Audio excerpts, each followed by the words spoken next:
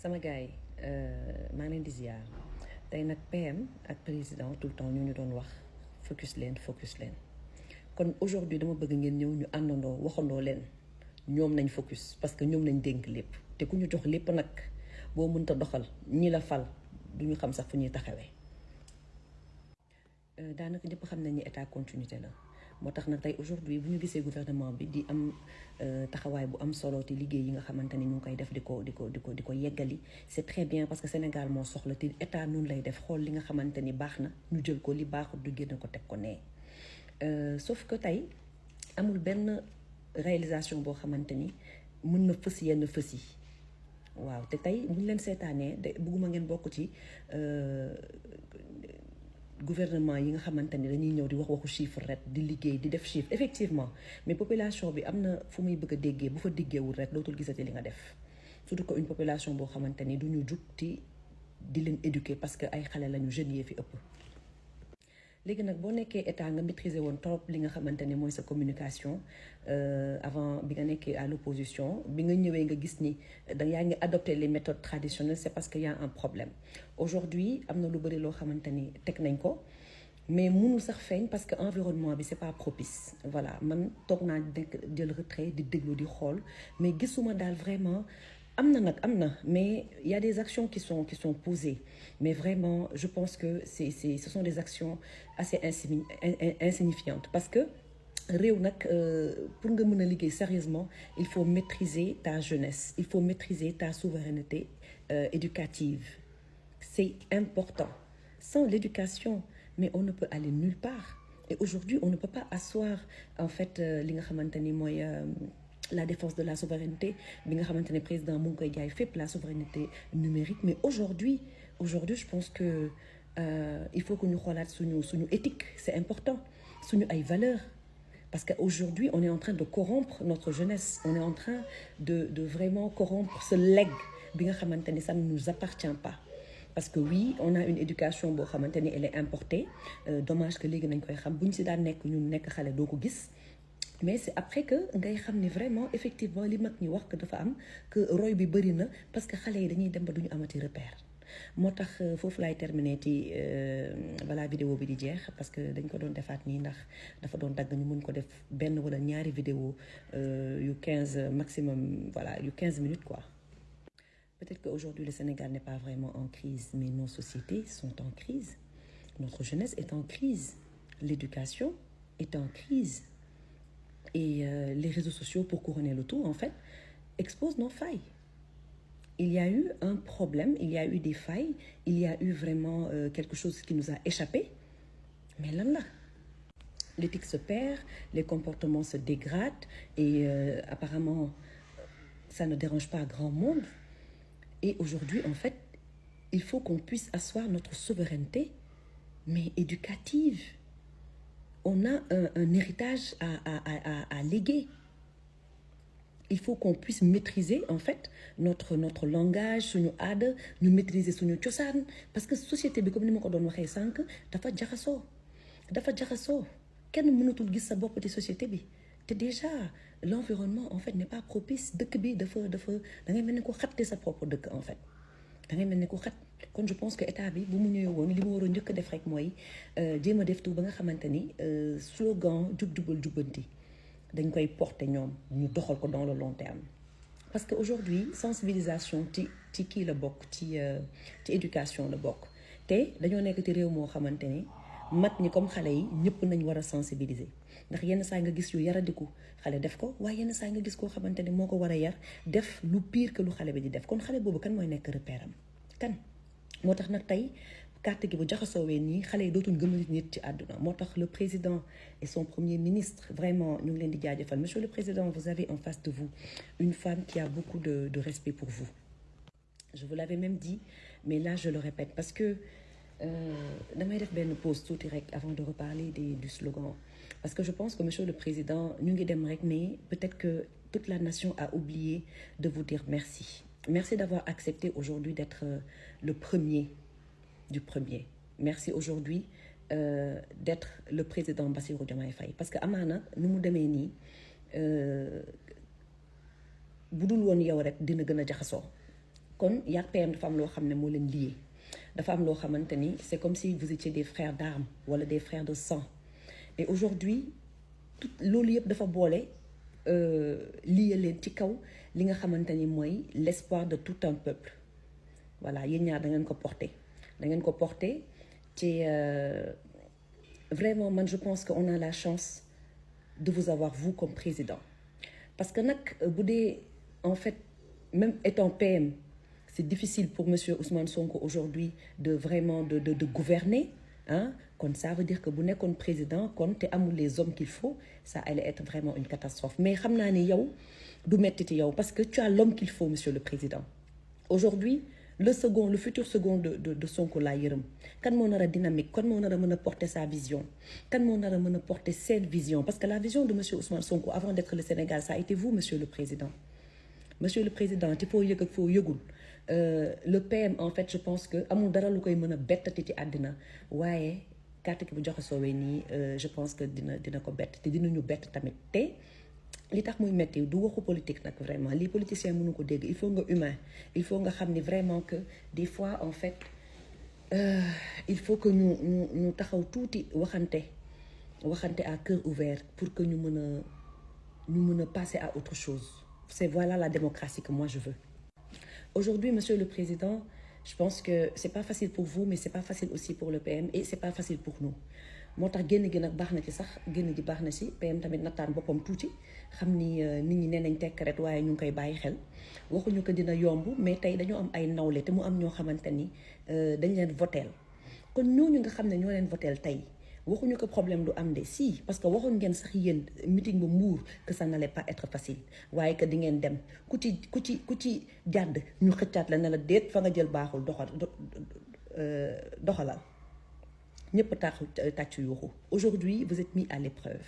kon nangu leen épreuve bi parce que épreuve bii du pour yéen kese épreuve bii dafa ñuy wan ñun est-ce que nit dina mën a ànd ak nit ci dëgg parce que Sénégal nag dañoo soxlawaat am tuuti espoir dañoo soxlawaat am benn vent un nouveau vent ñu mën a respirer ñu mën a gëmantewaat ñu mën a bëggantewaat te président loolu ci yow nañ ko yaakaar ndax dëkk bi jaxasoo boo xamante ni ku dal rek moo ñu doon arrangé kon choix wu PM mi nga xamante ni ñëpp xam nañ problème bi duñ ci ñëwaat mais le fait que mu porter un choix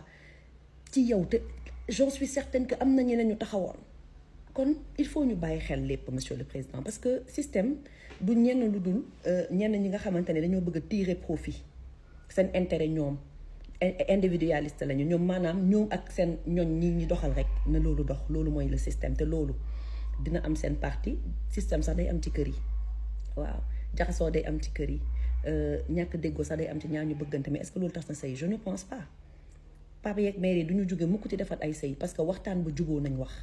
rawatina nag vraiment mu nekk ñaari nit yoo xamante ni espoir la réew ay âme 18 millions d'âmes am ci ñoom même ñi nga xamante ni voté wuñu tey en fait ñoom sax nañ war a gars yi dañoo war a gën a liggéey pour fédérer leen voilà ñu def benn trêve waxuñu nag bu kenn wax sa soxla on ne peut pas avoir le monopole maanaam nga nekk fu koo xamante ni en fait yow rek yaay wax wala keneen du wax déedéet loolu moom kenn mënu ko am mais li ñu mën a am mooy tey je pense que kenn warul bañ critique parce que une critique constructive une critique bienveillante mooy tax nit di avancer voilà mooy tax nit di avancer kon bu ñu nekk ce peuple là bi nga xamante ni les femmes sont dénigrées les enfants sont mal fagotés mal nourris bu ñu nekk ce peuple bi nga xamante ni nous sommes un peuple de croyants kon dañoo war a nekk référence muy catholique di jullit dañoo war a nekk référence ñun les sénégalais parce que nag waxuma la sax jullite mais tey suñu culture rek suñu aada ak cosaan baax ak xam teraanga mu ngi réer kon on est en train de corrompre notre en fait ce peuple là te gis nga bu ñu ko xasee ba corrompre yeggati degré boo xamante ni wallahi bu ñu fi amoon sax yonent bu fi nekk bu fi nekk wallahi yërmande yàlla bu waree wàcc di ngeen xam ne ñun ay jaam kese lañu bu ñu fa yegg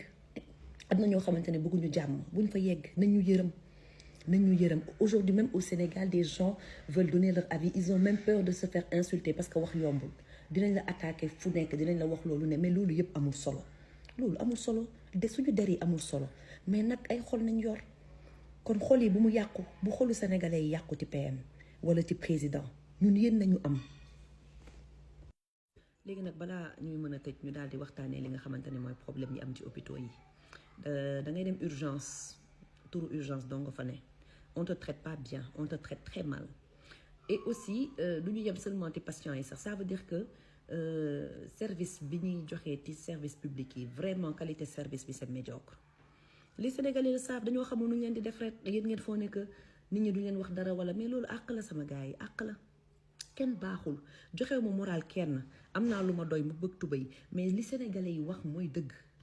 dañoo war a assainir fépp ba pare médecins yi tamit boobu ba tey ñu ngi toog di def ay revendications mais nit naka la mënee bëree problème ba pare di mën a faj ak xel mu sell mënta nekk ça ne justifie pas nag quand même le traitement bi nga xamante ne ñenn ñi dañ koy am ak patients yi non rien ne le justifie fii dañoo war a defaat sax éducation pour que nit mën a am amour du travail lépp nañu war a xoolaat parce que sénégalais yi dañuy bëgg liggéey mais boo leen joxee liggéey xool leen seen entourage rek koo jox xarmat wala yenn liggéey yi mais non bu dee 100 ouvriers 10 yi ñooy sérieux bu dee 100 chauffeurs 10 yi ñooy sérieux mais faut pas qu'on soit du nombre vraiment des perdants non am nañu élite nit ñi fii macha allah les Sénégalais quand même sont instruits sont cultivés mais pourquoi ça ne se reflète pas sur notre mode de vie c'est parce que amuñu éducation bu base bu baax lii rek mooy dëgg bi du neex a wax mais lii mooy dëgg bi agression yi ci réew mi ëpp na te aussi dafa am benn genre mal-être Pastef mooy tey erreur bu ndaw boo ko defee sax dañuy bëgg appliquer automatiquement ci yow mi nga xam ne yaa voté Pastef jubal jubbanti c'est très bien mais quand même li ba war a équitable parce que même ñi nga xam ne dañuy jubal yenn saa ñu juum bu ñu fayantoo te bu ñu en fait dugalaat suñu bopp ci beneen guuta boo xamante ni duñ fa mës a jukk le Sénégal a besoin de se relever le Sénégal a besoin de sa jeunesse le Sénégal a besoin de vivre dans une cohésion sociale adaptée pour vivre sainement dans un cadre sain sans savoir pas de foi solide sans éthique pas de société stable et sans transmission pas de futur kon nag on n'a qu'à se concentrer sur l'essentiel gérer notre communication, gérer notre éducation, se respecter, aimer sa patrie, sensibiliser. Il faut aller sensibiliser, aller à la rencontre des Sénégalais. Nañ dem gisanteeg ñoom saafonteeg ñoom du tee nag ñi war a liggéey di ñu liggéey parce que nag nit ñi xaar bi yaa ma gën a xam Sénégalais yéen a ma gën a xam sax Sénégalais yi voilà te ñi nga xamante ne boobu tey ñu ngi toog di ci jàpp yal na leen yàlla defal jàmm yàlla taxawu leen. voilà kon nag je pense que fii nañuy yemalee vidéo bi di ñaanal PM bu baax a baax di ko masawu tamit li nga xamante ni dund na ko te aujourd'hui sax man je pense que c'est un pari gagné parce que tey man daan na ma woon du ma woon neex sax bu nekkee dañuy ñëw rek en fait def seen loi sans waxtaan kon c'est pas le Pastef que je connais c'est pas le Ousmane Sonko qu'on connaît. Mais aujourd'hui aussi il y a des réalités mooy faut pas que en fait le PM vraiment mu gën a mën a épuisé wu parce que il a tout donné pendant des années moralement il a donné de sa personne ainsi de suite ba yàlla tey def lii kon tey c'est au tour du président de porter cet homme en fait pas seulement c'est pas parce qu'il vous a porté jusqu'à la République mais il vous a porté dans son cœur voilà vous êtes son choix kon nag yàlla bu leen dara tàkkale waaw def leen di ngeen daan def xuloo xeex xiiroo ŋaayoo après nag ngeen juboo voilà ñàkk waxtaan nag baaxul ci ay kilifa yuy ànd parce que su boobaa rek njaboot bi dina gën a féewaloo te yéen a war a stopper loolu yépp parce que nag da ngeen am ay noon da ngeen am loo leen ñu waxoon ngeen jaay ñu ko ñu bëggoon un système qui change mais on ne veut pas d'un système dans un système loolu c'est un poison et je pense que les Sénégalais ne vont pas l'accepter voilà te xam naa ni sax du ñu yegg foofu kon nag yal na leen yàlla defal jàmm te tamit ngay gën a ñëpp ngeen di gën a ubbeeku en fait na DG di ubbeeku ministre yi nañ wàcc voilà vous êtes vraiment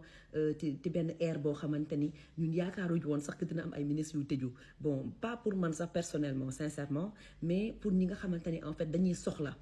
les Sénégalais n'ont plus besoin de connaître quelqu'un pour que seen soxla di faju wala di génne loxo ci poche pour que seen soxla di faju nit boo indee changement sa administration la war a njëkk a feeñ mais dans l'administration on note encore des manquements yoo xamante ne c'est à corriger voilà c'est à corriger kon da ngay alléger un peu vraiment ñu ngi la koy ñaan am nañ droit ñaan lañ ko ndax yaay suñu kilifa voilà ñun ñooy njaboot bi kon doxalal ak sa PM xel yi mën a dal parce que sinon dina nekk benn xaajaloo boo xamante ni taluñu benn guerre interne voilà wala ay problème crypto personnel nañ continuer di doxe di joxe don de soi moo tax nag tey ma génn parce que waxee Sénégal yombul surtout que vraiment que dañoo adopté léegi benn femme boo xamante ni vraiment yàq der wax yàgg na fi sax mais dafa gën a ñaaw daal dafa gën a ñaaw kon waa cybercriminalité bu leen xaar dara bu leen xaar nit ñi porter plainte vraiment li nga xamante ne day atteinte aux bonnes mœurs yéen xam ngeen ko kon boo leen ko déggee da ngeen ci war a dox mais ñu dem ci sensibiliser voilà dem ci sensibiliser di waxtaan ak nit ñi tey nit boo koy jàpp sax da nga ko war a jàpp dans le respect dans la dignité ça ne sert à rien de piétiner la dignité de quelqu'un te Sénégal ñun loolu dañ ko mën kon nag maa ngi di jéggalu di leen defal jàmm di leen defal sutura bu baax a baax di leen ñaanal sutura bu baax a baax